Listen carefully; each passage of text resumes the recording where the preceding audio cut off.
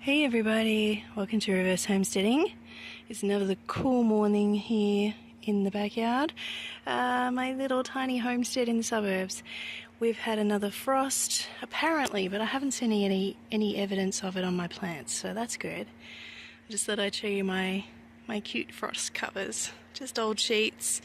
My mum had a use for half sheets, so I'm still around, but I've inherited a couple of half sheets here, which are perfect for the garden. The big blue one's ours anyway. But yeah, queen size, covers the birdies' beds that are 2.1 by 1.1 if you need to know. Queen size sheets are good. Pretty good use for a fitted sheet. Yeah, and I've been using the pink one for the strawberries, which is kind of fun because I found a matching peg as well. So that's just the funny things my brain thinks about. Not that I was looking for a matching peg. I thought I'd show you my kohlrabi. I noticed yesterday, actually during a video, but I thought, oh, I won't stack it on top.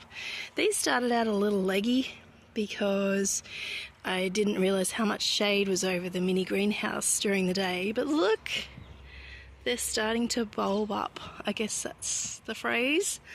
Even this little one, I guess it's the cold. It's starting to get a bulb there. In the far north on my Rocky Tropics gardening videos, I'm not sure if I featured my kohlrabi. That was the first time I grew it, was in the tropics, and there's a very small window for cold weather vegetables in the tropics, which you can imagine, but I was at a high elevation and a long way inland, so we could pretend we're in Melbourne for some of the year with the winter veggies, but you just had to plant them in time. Speaking of which, I think these were planted in time to get somewhat of a harvest. These are more little kohlrabi here. I have a new friend through the course. Yeah, a course friend. That sounds bad, doesn't it? I got to know him. He loves kohlrabi. He's German. Or he started in Germany. He's an Aussie now. Yeah, he loves kohlrabi because they used to have it mostly as a salad vegetable. So if you have any kohlrabi recipes, let me know because I'm going to have a lot of it soon. I thought I'd show you my Jerusalem artichokes sprouting. As I said the other day, if you're watching my videos, this one I started in a pot to see if I could start one and to see if it would work, really. I got them from a food place that delivers food. So I think I had about 35 little, are they rhizomes? I think they're rhizomes. And yeah, so they were meant for eating, not planting. So I thought, oh, they looked a bit old because they were kind of shooting already. So I had to plant them. So yeah, I've got 3 coming up. I think there are about 5 or 6 in this little tiny thing because I didn't have enough room. I originally planted them out in the garden, and someone who watches our channel a bit said, no, don't do it. Basically, it was what she was doing. Yeah, a good warning there. So I'll have to make sure they don't escape. Thought I'd show you some of my failures. I've left them here for you guys so that we can all learn from them, and who knows what we're learning, because sometimes it's just hard to work out why something failed in the garden. I'm thinking most of these were planted a little bit late, so that's the thing. But I also have old seeds. I'm intentionally using old seeds at the moment so that by the time I get to spring, where I can get the most out of the garden, hopefully I would have sorted out my seeds. So that's what I'll be doing in the next couple of days, is putting seeds aside that haven't been shooting. So I'll grab the tags out when I empty these out. I'll probably empty them into the garden bed. So who knows, maybe they'll sprout up in the garden bed. Yeah, I don't like to waste potting mix. So we'll just quickly run through what didn't work. I think it's mostly, I planted them a bit late because we only got here at the end of January and we were setting up the house. I didn't have time for the garden when we first got here. So it was into autumn by the time I was planting seeds, pretty much. Okay, so this turnip is not a turnip. I'm pretty sure they're poppies. So I did drop the poppy seeds at one stage. So we have poppy seeds instead of turnips there. The other turnips didn't work. The last lot of basil didn't work. That was January. I wonder where those seeds are from. Oh, they're my own seeds. See the OS? Oh, they were planted in April. Yeah, so January 22 is when they were harvested from my garden. Here's the little galangal that got the sprouting root tip bitten off by a creature at night because I forgot to bring it inside. Galangal's a tropical thing. Lemon balm's doing okay. Sugar snap pea didn't come up. One tiny little winter time there. Odd the oriental radish didn't come up because I don't think those seeds were old. Maybe it was too cold for it. Can't always tell. Don't always know exactly what goes on with seeds. Mangelwurzel, Brussels sprouts, chives, bok choy. Most of the bok choy didn't sprout. They're my own seeds. So most of the other ones did okay. So maybe they were just kept a bit too wet in this particular thing. It's well, it's fairly dry in there.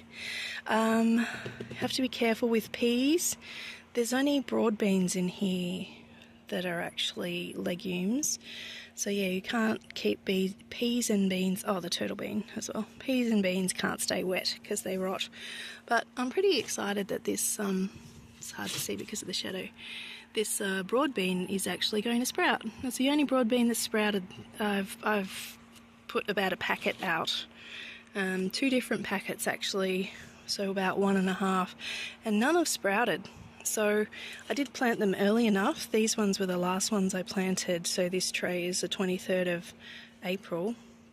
So it's a little bit late, but not too late for broad beans. So I'm not quite sure what happened with those. My seeds were in a shipping container over summer in a storage facility, which wasn't good. I wanted to keep them with me in the car, but we just didn't have room for everything. That asparagus will be okay, even though it hasn't sprouted. That's more of a spring thing, and it'll be fine. The seeds are pretty woody. They're small but woody, so they'll be fine till spring. This dwarf blue bantam, Mr. Fothergill's, no offence to Mr. Fothergill's, that and that are the same packet, so they haven't come up. There's a little onion seed that somehow came up in there. Some of the onions haven't sprouted, but most have. The rosemary has sprouted. Ooh, that looks like an onion as well. Maybe the rosemary was next door. I'll sort that out. Yeah, mostly down here is the spring onions. Everything else hasn't really popped up. So the leeks haven't. They were old anyway, those seeds. And there are 3 different kinds of beetroot that haven't sprouted there. One of them did sprout elsewhere, so maybe it was just too cold for the beetroot. They weren't especially old, those seeds either, so not entirely sure what happened with this lot of seeds. Maybe I kept them too wet, too dry, too something. I'm quite sad about the blueberry cuttings, and then I realised all of them have failed, sadly. This one was my only hope. But yes, it's gone. I realised that the parent plant has just gone dormant. So it was, not sure, I think it was March, early March, that I did the blueberry cuttings. And perhaps they were on their way to dormancy even back then, in a way, but they're there now. So I'll keep this one. This one was the last to possibly die, and we'll see what it does in the warmer weather. Maybe I'll take it inside. Yeah, so just one little pak choi here, and the rest just haven't really done much. So perhaps the end of autumn or fall is just too late to plant certain things, even if the seed packet says you can. Okay. Yeah, that's pretty much all I have to say about that. Hope you're having fun in the garden, and thanks for watching. We'll see you next time.